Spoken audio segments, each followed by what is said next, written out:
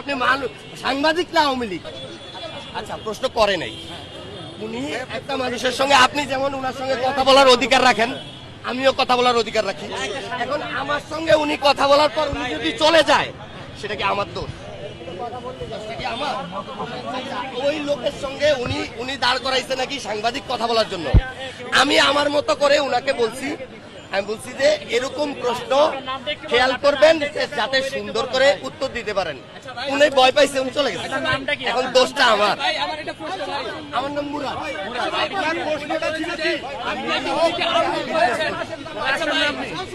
আমার একটা প্রশ্ন,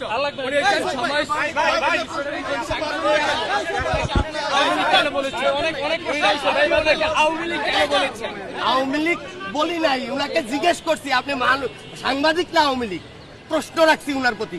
মিসগাইড করবেন না কাউকে। আপনি কেন প্রশ্ন করলেন? ওই যে আচরণের মধ্যে ফ্যাসিজম ছিল, আমাকে পুরুষ মানুষরা মহিলা মানুষ এসে ধাক্কা দেয়, তখন আমি কি বলবো? তাকে কি বলা উচিত বলেন?